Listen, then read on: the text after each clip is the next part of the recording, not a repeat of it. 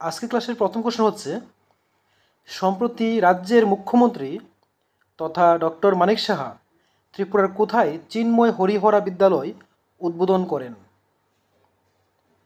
উত্তর হলো মোহনপুর। এটি পশ্চিম তারানগর অবস্থিত এবং এটি করেছিলেন জুন মাসের 27 তারিখ।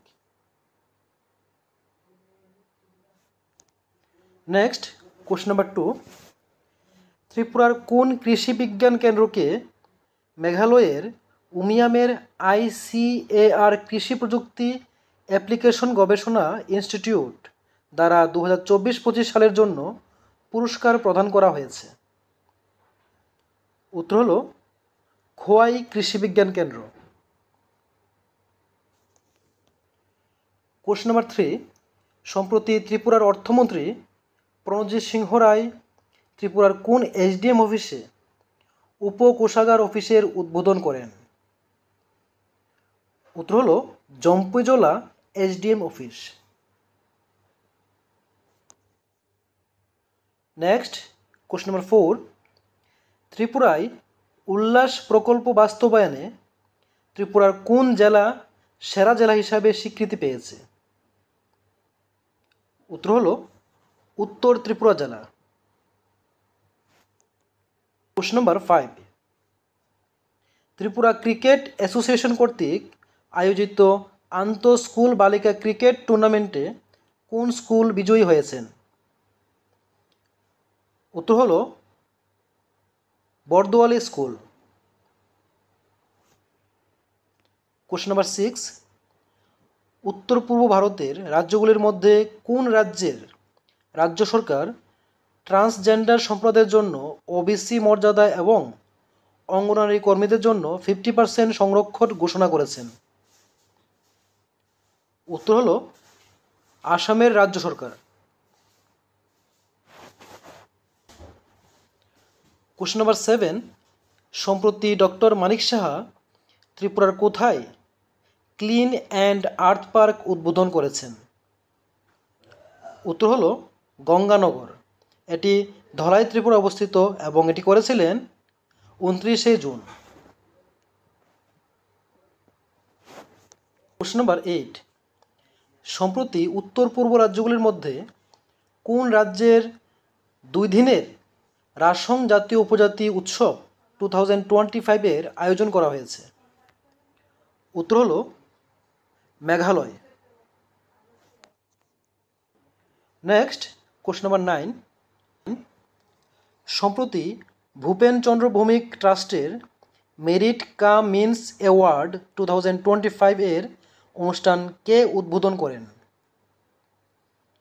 উত্তর হলো ডক্টর মানিক সাহা এবং এটি করেছিলেন 2025 জুন মাসের 28 তারিখ।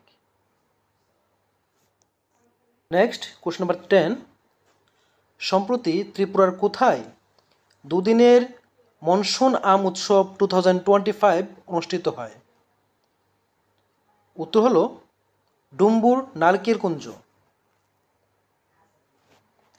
এই উৎসবের থিম ছিল Dumbur delight mangoes monsoon and melody. Question number 11, দক্ষিণ ত্রিপুরা জেলা প্রশাসন বাল্যবিবাহ, মাদকাসক্তি এবং সড়ক নিরাপত্তা সম্পর্কে জনসাধারণকে সচেতনতা করার জন্য কোন কর্মসূচি চালু করেছেন? উত্তর হলো মেগা প্রয়াস। কোশ্চেন নাম্বার 12, স্বাস্থ্যক্ষেত্র এবং সমাজের অসামান্য অবদানের জন্য ত্রিপুরার কোন অর্থোপেডিক সার্জনকে ডক্টর মানিক সাহা তাকে সম্মানিত করেছেন? উত্তর হলো ডক্টর SB দত্ত। প্রজ্ঞা ভবনে তাকে সম্মানটি তুলে দেওয়া হয়েছিল। কোশ্চেন নাম্বার 13, 2025 সালের জাতীয় ডাক্তার দিবস ত্রিপুরা কোথায় পালিত হয়েছে? উত্তর হলো 1 জুলাই প্রজ্ঞা ভবনে, আগরতলার প্রজ্ঞা ভবনে জুলাই মাসের 1 তারিখ 2025 সালের জাতীয় ডাক্তার দিবস উদযাপিত হয়েছে।